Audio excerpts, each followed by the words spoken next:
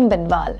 देश का शायद ही कोई राज्य होगा जहां कॉन्ट्रैक्ट में भर्तियां नहीं होती हैं। पहले जल्दबाजी में कम सैलरी में अलग अलग विभागों में सरकार कॉन्ट्रैक्ट में भर्तियां करती है, फिर सालों तक वो कर्मचारी उसी सैलरी पर काम करते रहते हैं, उनकी नौकरी भी पक्की नहीं होती है।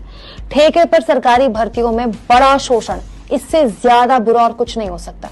हिंदी पट्टी के ऐसे कई राज्य हैं जहां ऐसे कर्मचारियों के आंदोलन की खबरें आती रहती हैं, खासकर चुनाव के वक्त। लेकिन इन सब के बीच एक राज्य के मुख्यमंत्री ने एक ऐसा फैसला लिया है जो तमाम राज्यों के मुख्यमंत्रियों के लिए एक मिसाल है। दोस्तों, ओडिशा के मुख्यमंत्री नवीन पटनायक ने दिवाली से पहले अपने राज्य के कॉन्ट्रैक्ट के कर्मचारियों को गिफ्ट देते हुए 57,000 कॉन्ट्रैक्ट पे काम करने वाले कर्मचारियों को परमानेंट करने का ऐलान कर दिया। और सुनिए, नवीन पटनायक ने ऐलान किया है कि ओडिशा में अब ठेके पे कोई भर्ती कभी नहीं होगी। दोस्तों, ये फैसला ओडिशा सरकार पर 1,300 करोड़ रुपए का एक्स्ट्रा बोझ लगाएगा। फिर भी सीएम ने फैसला लिया, जो कि ऐतिहासिक है।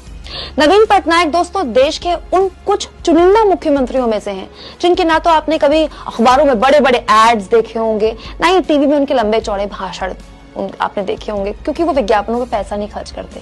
बिना किसी शोर शराबे के पिछले 22 सालों से नवीन बाबू ओडिशा को एक बीमार राज्य से देश के सबसे तेजी से आगे बढ़ने वाले राज्यों में से एक बना रहे हैं। जब भी कोई बेस्ट सीएम वाला डेटा निकल कर आता है, कोई भी एजेंसी ऐसा कोई रिसर्च करती है ना, नवीन पटनायक नंबर 2, नंबर 1 और नंबर 3 की लिस्ट में से एक होते हैं। दोस्तों, जब भी कोई नेता 22 सालों तक मुख्यमंत्री जैसे पद पर रहता है ना, तो उसमें घमंड आ जाता है, अहंकार आ जाता है, वो जनता से दूर हो जाता है। ये होता है, हर किसी के साथ होता है।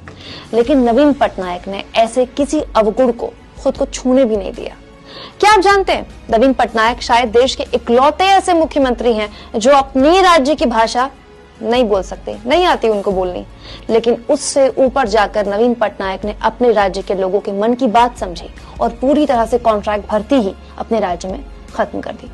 दोस्तों, ज्यादा पुरानी बात नहीं है जब प्रधानमंत्री नरेंद्र मोदी ओडिशा गए और नवीन पटनायक सरकार से बात की और कहा कि एक चक्रवाती तूफान आने वाला था ओडिशा, उसको लेकर बातचीत हुई पीएम मोदी और सीएम नवीन पटनायक की। और पीएम मोदी